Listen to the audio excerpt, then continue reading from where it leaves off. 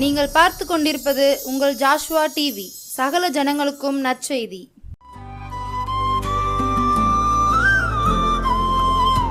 கல்லும் முள்ளும் நிறைந்த பாதையில் அன்று கண்ணீர் சிந்தி விதைத்த சிற்பிகள் மண்ணில் மனிதம் மலரச் செய்தாரே. நம் சமுதாயத்தை செதுக்கிய தெய்வ சிற்பிகள்.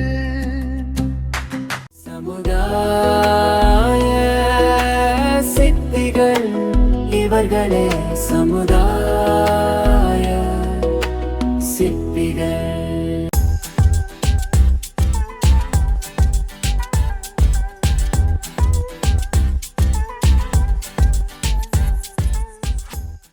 சமுதாய சிற்பிகள் இவர்களே, சமுதாய சிற்பிகள். சமுதாய சிற்பிகள் இரண்டாம் நிகழ்வுக்கு உங்களை அன்போடு வரவேற்கிறேன். இன்றைய நாளிலே நாம் சிந்திக்கப் போகிற சமுதாய சிற்பி ராவ் சாஹிப் சாமுவேல் பவுல் ஐயர். அன்றைய ஒருங்கிணைந்த திருநெல்வேலி மாவட்டம், இன்றைய தூத்துக்குடி மாவட்டத்தின் ஒரு பகுதியில் இருக்கிற தென்னங்கரை வட்டத்திற்குட்பட்ட மெய்ஞானபுரத்திற்கு அருகாமையில் நீர்வளம் பொருந்தின மாந்தோப்புகள் நிறைந்த பாட்டக்கரை என்ற கிராமத்தில் அருள் திரு தானியேல் அவர்களுக்கு 1844 ஜூன் மாதம் 15 சாமுவேல் பவுல் அவர்கள் பிறந்தார்கள். பெற்றோருக்கு மிகுந்த மகிழ்ச்சி கொண்டு வந்த செய்தி அது. இவர் தன்னுடைய பெற்றோருக்கு 6வது மகன், ஒரே ஒரு ஆண் குழந்தை, மற்ற 5 பேரும் பெண் குழந்தைகளாக இருந்தார்கள். இதனால் இவருடைய தகப்பனார் இவரை எதிர்காலத்தில் கிறிஸ்துவ ஊழியராக வர வேண்டும் என்று ஆண்டவருக்கு முன்பாக பொருத்தனை செய்து கொண்டார். அந்த பொருத்தனையை ஆயர் அவர்களும் அவருடைய தகப்பனாரும் நிறைவேற்றினார்கள். ஆண்டவருக்கே மகிமை உண்டாகட்டும். சாமுவேல் பவுல் அவர்கள் 1860 தம்முடைய தகப்பனார் மரணமடைவதற்கு சற்று முன்பு தன்னுடைய தகப்பனார் அவரை அழைத்து இப்படியாக சொன்னார்: என் மகனே, தேவன் உன்னை வாலாக்காமல் தலையாக்குவார், நீ கீழாகாமல் மேலாவாய் என்று ஆசீர்வதித்தார். அதுபோலவே சாமுவேல் பவுல் ஐயர் அவர்கள் கீழாகாமல் மேலாகி, வாலாகாமல் தலையாகி, ஆசீர்வாதத்தோடு வாழ்ந்து வந்தார் என்பது இங்கே குறிப்பிடத்தக்கது. சாமுவேல் பவுல் அவர்கள் தன்னுடைய தொடக்க கல்வியை பாட்டக்கரையிலே இருந்த பள்ளியிலே படித்து தேர்ந்தார். அது மாத்திரமல்ல, மாலை நேரங்களில் அவர் தன்னுடைய தகப்பனாரோடு கூட சேர்ந்து சிறு சிறு ஜெபங்களை கற்றுக்கொண்டார். ஜெபம் செய்வதிலே தவறுகிற பட்சத்தில் அவருக்கு அந்த நாட்களிலே சாப்பாடு குறைக்கப்படும். அப்படிப்பட்ட ஒரு நல்ல ஒழுக்கம் நிறைந்த குடும்பத்தில் பிறந்தார் என்பது இங்கே குறிப்பிடத்தக்கது. சாமுவேல் பவுல் அவர்கள் 7 வயது இருக்கும்போது வேதாகமத்திலே 5 ஆகமங்கள் என்று சொல்லக்கூடிய மோசேயின் முதல் 5 நூல்களை மனப்பாடமாக செய்து வைத்திருந்தார். அதுதான் அவருடைய வாழ்க்கையின் வெற்றிக்கு அடிப்படை காரணமாக இருந்தது. நான் உமக்கு விரோதமாய் பாவம் செய்யாதபடி உம்முடைய வசனத்தை என் இருதயத்தில் வைத்து வைத்தேன் என்று தாவீது அரசர் சொல்லுகிறதை நமக்கு தெரியும். ஆகவே இவர் அந்த 5 நூல்களை மனப்பாடம் செய்து வைத்திருந்தார். கிறிஸ்துநாதருடைய வாழ்க்கை வரலாற்றை கதை வடிவிலே அவர் கற்றிருந்தார். இவர் 8 வயது இருக்கும்போது மெய்ஞானபுரத்தில் இருக்கின்றதான உண்டு உறைவிடப் பள்ளியில் சேர்ந்து தமிழ், ஆங்கிலம் ஆகியவைகளை முறையாக கற்றுக்கொண்டார். அவ்வாறு கற்றுக்கொண்ட காலங்களில் ஒவ்வொரு மாதமும் இவருடைய தகப்பனார் அருள் திரு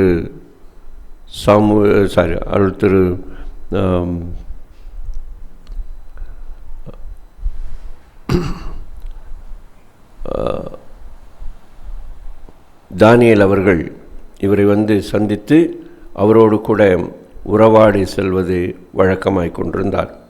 2 பேரும் பிரிகிற நேரத்தில் 2 பேரும் நேர் முழங்காலில் நின்று ஜெபித்து செல்வார். 1861 ஆண்டு இவருக்கு 17 வயது இருக்கும்போது இவர் மெய்ஞானபுரம் உண்டு உறைவிட பள்ளியிலிருந்து பாளையங்கோட்டை பகுதியில் இருந்த கல்லூரிக்கு அனுப்பப்பட்டார். அப்பொழுது அந்த கல்லூரி பிரப்பரண்டி என்று அழைக்கப்பட்டது. அந்த கல்லூரியிலே அவர் படிக்கும் பொழுது அருள் திரு சார்ஜன்ட் அவர்கள் இவருக்கு வேதாகமத்தை கற்றுக் கொடுத்தார்கள். ஆகவே வேதாகம கல்வியிலே சிறந்து விளங்கினார். இவர்களோடு கூட சேர்ந்து அருள் திரு பென் மக்டானல்ட் போன்றவர்கள் பணி செய்தார்கள். ஆகவே அவர்களும் இந்த கல்வி நிறுவனத்தில் இருந்து இவருக்கு இறையியலை கற்றுக் கொடுத்தார்கள், வேதாகமத்தை கற்றுக் கொடுத்தார்கள். 1863 ஆண்டு மே மாதம் இவர் நல்ல மதிப்பெண்களோடு அந்த கல்லூரியிலிருந்து தேர்ச்சி பெற்று வெளிவந்தார். இவருடைய காலத்தில் இவர் அருள் திரு ராக்லாண்ட் அவர்களின் தியாக வாழ்வை பற்றி அறிந்து அதன் மூலமாக மனமாற்றம் பெற்று அவரை போல வாழ வேண்டும் என்ற எண்ணம் கொண்டார். இவர் தன்னுடைய ஆயர் பயிற்சியை முடித்து 1863 ஆண்டு மெய்ஞானபுர குருசேகரத்திற்குட்பட்ட சத்யா நகர் பகுதியில் 1864 ஆண்டில் அருள்பொழிவு பெறாத அல்லது நாம் சொல்கிறோமே டீக்கனாக அருள்பொழிவு பெற்றார். அதன் பிறகு கிருபைபுரத்தில் உள்ள பள்ளியில் ஆசிரியராக கொஞ்ச நாட்கள் பணியாற்றினார். ஊழியர்கள் மத்தியில் இவர் சிறந்த பிரசங்கியாக காணப்பட்டதினால அநேகர் இவருடைய பிரசங்கத்தை கேட்பதில் விருப்பம் கொண்டார்கள். அருள் திரு ஜே தாமஸ் என்பவர் இவருடைய பிரசங்கத்தை கேட்டு மகிழ்வுற்று அவரை இப்படியாக பாராட்டுகிறார்: நான் அவருடைய பிரசங்கத்தை கேட்கும் பொழுதெல்லாம் மிகுந்த மகிழ்ச்சி அடைகிறேன் என்று. 1865 ஆண்டு ஆயர் அவர்கள் சென்னைக்கு மாற்றம் அடைந்து சென்னையிலே சத்யநாதன் அவர்களோடு இணைந்து திருப்பணியில் பங்கெடுத்தார். 1868 ஆண்டு அருள் திரு பரமானந்தம் சிமியோன் அவர்களின் மகளை தன் வாழ்க்கை துணையாய் கொண்டார். சிஎம்எஸ் பள்ளியின் தாளாளர் அருள் திரு ஆர் மெக்டானல்ட் அவர்களுடன் இணைந்து பள்ளியிலையும் திருச்சபையிலும் அதிகமாக உழைத்து பாடுபட்டார். 1871 ஆண்டு இவர் குருவானவராக பொழிவுக்காக தேர்ச்சி பெற்று 1874 ஆண்டு அக்டோபர் மாதம் 11ஆம் தேதி பேரருள் திரு ஜெல் அவர்களால் அருள்பொழிவு பெற்று திருச்சிராப்பள்ளியிலே உதவி குருவானவராக நியமிக்கப்பட்டார். அதன் பின்பு நீலகிரி மாவட்டத்திற்கு அவர் மாற்றப்பட்டார். நீலகிரி மாவட்டத்தில் உள்ள உதகமண்டலத்தில் உள்ள தூய திருத்துவ ஆலயம் ஹோலி ட்ரினிட்டி சர்ச் அதனுடைய குருவானவராக நியமிக்கப்பட்டார். 1874 அவர் நீலகிரி மாவட்டத்தின் பல பகுதிகளுக்கு அவர் ஆயராக இருந்தார். குறிப்பாக ஹோலி ட்ரினிட்டி திருச்சபையின் கீழ் இயங்கி வந்த பல ஆலயங்கள், பள்ளிகள் இவருடைய கட்டுப்பாட்டின் கீழாக வந்தது. குறிப்பாக கூடலூர் பகுதிக்கும் இவர் தன்னுடைய அருள்பணியை நிறைவேற்றினார் என்பதை நான் இங்கே பதிவிட விரும்புகிறேன்.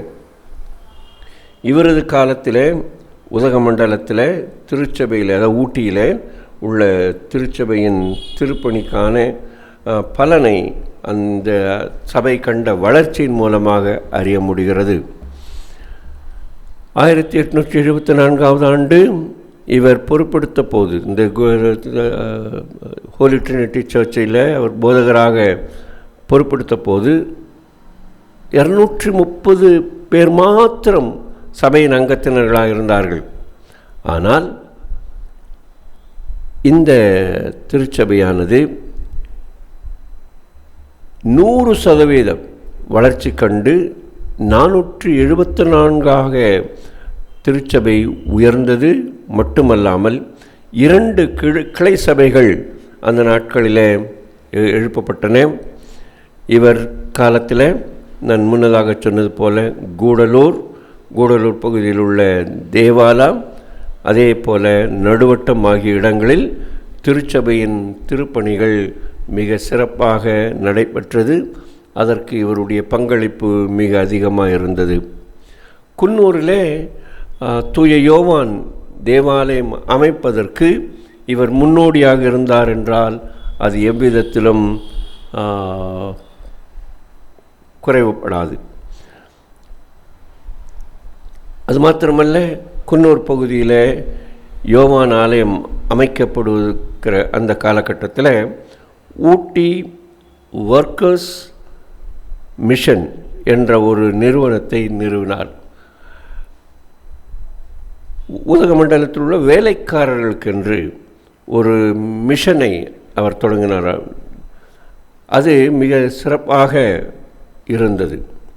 ஒவ்வொரு வாரத்திலையும் ஊட்டியில் உள்ள ஹோபர்ட் ஸ்கூல் என்று சொல்லக்கூடிய ஹோபர்ட் பள்ளியில், அந்த பள்ளி வளாகத்தில் பிற சமயத்து மக்கள் கூடி வர அவர்கள் மத்தியிலே இவர் சிறப்பான ஊழியம் செய்தார்.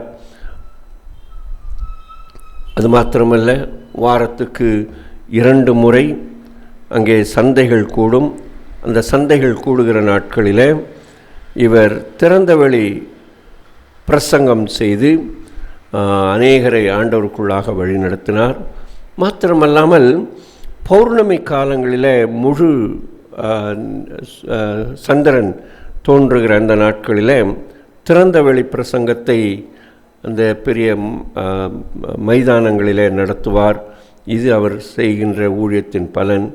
இதனுடைய பலனாக சின்னத்தம்பி பிள்ளை என்ற ஒரு நபர் கிறிஸ்துவின் அடியாராக மாறினார்.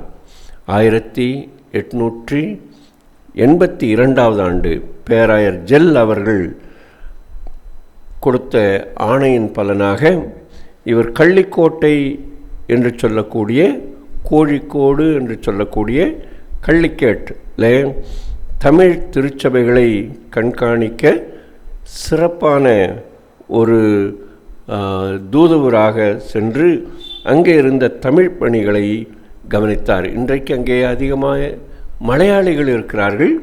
ஆனால் அந்த நாட்களில் தமிழர்கள் அதிகமாக இருந்தார்கள். அவள் மத்தியில் அந்த ஊழியத்தை நிறைவேற்றினார். அது மாத்திரமல்ல, 1883 முதல் 4 ஆண்டுகள் சென்னையில் உள்ள டக்கர் நினைவாலயத்தில் குருவானவராக பணியாற்றினார். 1887 முதல் அவர் திருநெல்வேலிக்கு மாற்றம் பெற்று திருநெல்வேலியிலே அவர் மிக சிறந்த ஊழியங்களை நிறைவேற்றினார். 1893 அனைத்துலக அருள்பணியாளர்கள் கூட்டங்களின் சிறப்பு அழைப்பாளராக பங்கெடுத்தார். இது மிக முக்கியமான ஒரு நிகழ்வு. 1894 ஆண்டு சென்னை பேராலயத்தின் பேராயர்களுக்கு கௌரவ குருவானவராக, சாப்ளினாக இவர் நியமிக்கப்பட்டார். திருநெல்வேலியில் உள்ள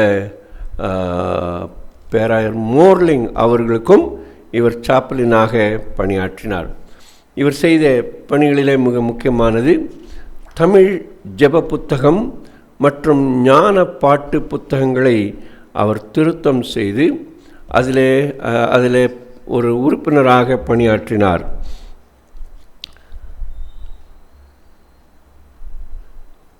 திருநெல்வேலி மாவட்டத்தினுடைய மாவட்ட டிஸ்ட்ரிக்ட் போர்டு என்று சொல்வார்கள, அந்த டிஸ்ட்ரிக்ட் போர்டுடைய உறுப்பினராக அவர் பணியாற்றினார். இது உலக பிரகாரமான ஒரு வேலை. கிறிஸ்துவ பணிகளின் நடுவிலையும் அவர் டிஸ்ட்ரிக்ட் போர்டு மெம்பராக இருந்தது மிகுந்த உற்சாகம் கூட்டக்கூடியதாக இருந்தது. இவருடைய நாட்களிலே தான் முதலாக 1891 ஆண்டு தவச உற்சவம் என்ற ஒரு திருவிழாவை, கிறிஸ்துவ பண்டிகையை மக்கள் சாட்சியாபுரத்தில் கொண்டாடினார்கள். அதை அங்கேதான் ஏற்படுத்தினார்கள். இன்றைக்கும் அந்த பண்டிகை திருநெல்வேலி பகுதியிலே கொண்டாடப்படுகிறது என்று நான் எண்ணுகிறேன். இவர் ஒரு சிறந்த எழுத்தாளர். இவர் எழுதின புத்தகங்கள் மோட்ச பிரயாணம்,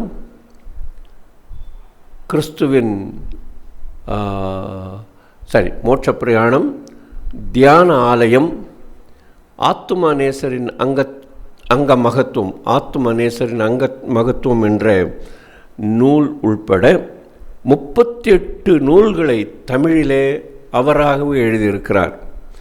அது மாத்திரமல்லாமல் 23 நூல்களை ஆங்கிலத்திலிருந்து தமிழிலே மொழிபெயர்த்திருக்கிறார். உதாரணமாக பில்கிரிம் ப்ரோக்ரஸ் என்று சொல்லக்கூடிய பரதேசியின் மோட்ச பிரயாணம் என்ற நூல் மொழிபெயர்ப்பு நூல் என்பதை இங்கே நான் சொல்லிக்கொள்ள விரும்புகிறேன். அது மாத்திரமல்ல, 27 ஒற்றை பிரதி, கைப்பிரதி என்று சொல்வோம், ஒற்றை பிரதி நூலையும் எழுதியிருக்கிறார்.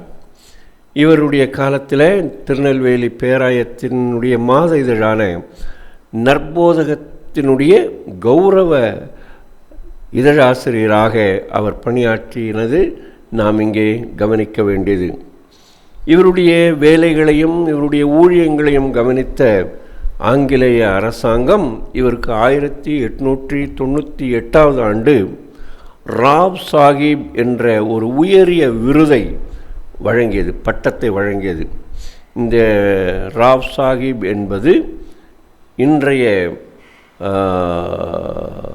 பாரத் ரத்னா போன்ற உயரிய பட்டம், பதவி. ராவ் சாஹிப் என்ற விருது பத்மஸ்ரீ, பாரத் பூஷன், பாரத ரத்னா என்ற பட்டங்களைப் போல உள்ளது. இந்த பட்டத்தை அந்த நாட்களில் இந்தியாவினுடைய கவர்னர் ஜெனரலாக இருந்த கவர்னர் ஜெனரல் அதை அவருக்கு வழங்கினார். இவர் இங்கிலாந்தின் பேராயர் ஆட்சி சார்பாக இவருக்கு இந்த விருது வழங்கப்பட்டது. ராவ் சாஹிப் அல்லது ராவ் பகதூர் என்ற பட்டத்துக்கு பெயர். ராவ் என்றால் இளவரசர், பிரின்ஸ் என்பது பொருள். பகதூர் என்றால் மோஸ்ட் ஆனரபிள் என்று பொருள், அல்லது தைரியசாலி என்று பொருள். ஆக இவைகளையெல்லாம் பெறுவதற்கு அவர் உண்மையிலே தகுதியுள்ளவராக இருந்தார். ஏனென்றால் 1899 ஆண்டு மே மற்றும் ஜூன் மாதங்களிலே சிவகாசி பகுதியிலே மாபெரும் கலகம் உண்டானது. அந்த கலக காலத்தில் இவர் தன்னுடைய உறுதியான நிலைப்பாட்டினாலே அமைதி கொண்டு வருவதற்கு அதிகமாய் பாடுபட்டார்.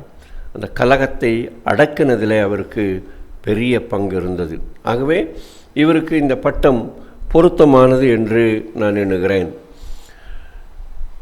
1890 ஆண்டு ஆயர் அவர்கள் திடீரென வியாதிப்பட்டு மார்ச் மாதம் 11ஆம் தேதி ஞாயிற்றுக்கிழமை காலையில் ஆண்டவருக்குள்ளாக இளைப்பாற சென்றார்.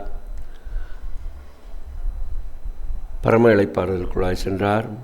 இவருடைய பூத உடல் இன்றைக்கு சாட்சியாபுரத்தில் உள்ள கல்லறை தோட்டத்தில் ஆண்டவராகிய இயேசு கிறிஸ்துவின் 2ஆம் வருகைக்காய் காத்து கொண்டிருக்கிறது. அந்த நாள் இன்ப நாள். அந்த நாளில் இவர் முதலாவது உயிர்த்தெழுந்திருப்பார். பின்பு உயிரோடு இருக்கிற நாமும் அவரை முகமுகமாய் சந்திப்போம் என்ற நிச்சயத்தோடு ராவ் சாஹிப் சாமுவேல் பவுல் அவர்களுக்காக ஆண்டவரை ஸ்தோத்திரிக்க கடமைப்பட்டிருக்கிறேன். ஆண்டவர் தாமே ஆசீர்வதிப்பாராக. நன்றி.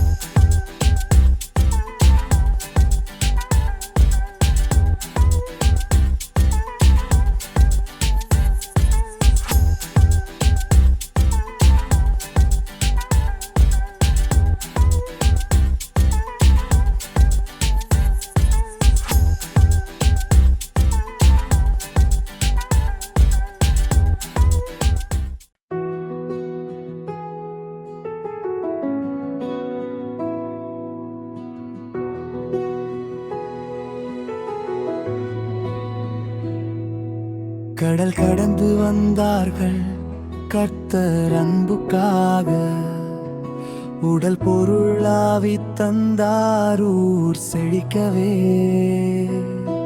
அறியாமை இருள் நீக்கி அறிவோலி ஏற்றினார், அழியாத சரித்திரம் தியாகத்தால் மாற்றினார்.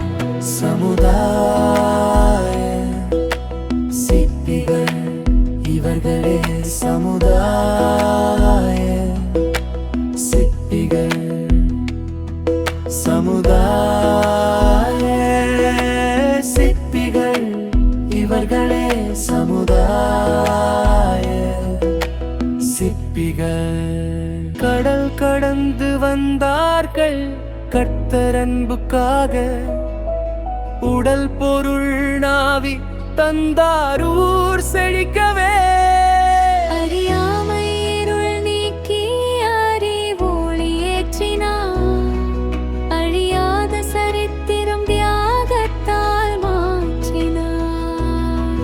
சமுதாய சிற்பிகள் இவர்களே, சமுதாய சிற்பிகள், சமுதாய சிற்பிகள் இவர்களே, சமுதாய சிற்பிகள், சமுதாய சிற்பிகள் இவர்களே,